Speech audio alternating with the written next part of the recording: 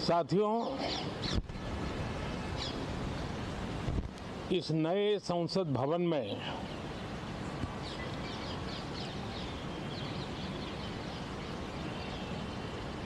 जो पहला सत्र हुआ था, उसके आखिर में इस संसद ने एक बहुत ही गरिमापूर्ण फैसला लिया था और वो फैसला था नारी शक्ति वंदन अधिनियम। और उसके बाद 26 जनवरी को भी हमने देखा किस प्रकार से देश ने कर्तव्य पथ पर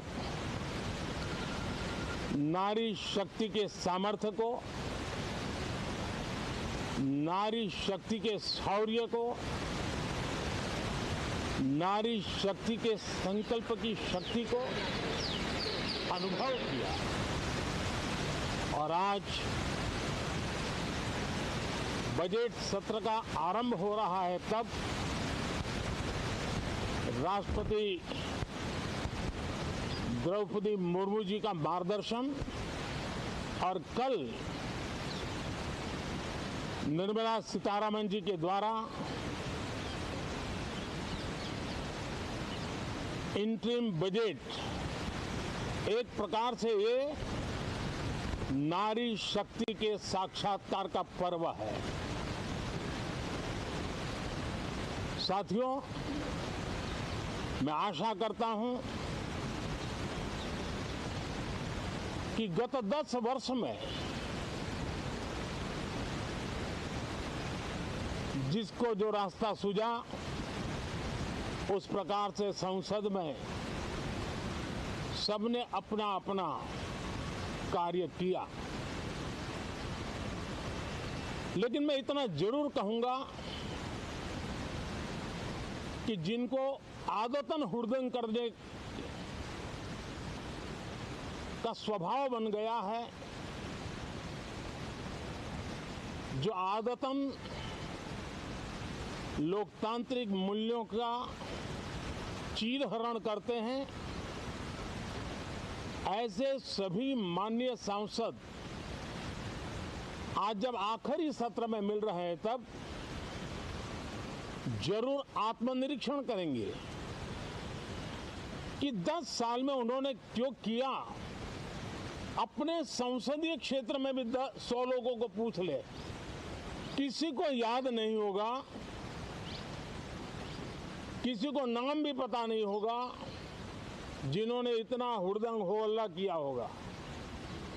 लेकिन विरोध का स्वर तीखा क्यों ना हो, आलोचना तीखी से तीखी क्यों ना हो, लेकिन जिसने सदन में उत्तम विचारों से सदन को लाभान्वित किया होगा, उनको बहुत बड़ा वर्ग आज भी याद करता होगा। आने वाले दिनों में भी जब सदन की चर्चाएं कोई देखेगा, तो उनका एक एक शब्द इतिहास की तवारीख बन करके उजागर होगा। और इसलिए जिन्होंने भले विरोध का किया होगा, लेकिन बुद्धि प्रतिभा का दर्शन कराया होगा, देश के सामान्य मानवीय के हितों का कंसर्न दिखाया होगा, हमारे खिलाफ तीखे से तीखी प्रतिक्रिया की होगी, उसके बावजूद भी मैं अवश्य मानता हूं कि देश का एक बहुत बड़ा वर्ग, लोकतंत्र प्रेमी सभी लोग इस व्यवहार की सराहना करते होंगे। लेकिन जिन्होंने सिर्फ और सिर्फ नकारात्मकता, हुड़दंग, शरारतपूर्ण व्यवहार ये जो किया होगा, उनको शायद ही कोई याद करे। लेकिन अब ये बजट सत्र अवसर है, पश्चाताप का भी अवसर है, कुछ अच्छे फुटप्रिंट छोड़ने का भी अवसर है। तो मैं ऐसे सभी माननीय सांसदों से आग्रह करूंगा कि आप इस अवसर को जाने मत दीजिए, उत्तम से उत्तम परफॉर्म कीजिए, देश हित में उत्तम से उत्तम अपने विचारों का लाभ सदन को दें और देश को भी उत्साह और उमंग से भर दें। मुझे विश्वास है, आप तो जानते ही हैं कि जब चुनाव का समय निकट होता है तब आमतौर पर पूर्ण बजट नहीं रखा जाता है।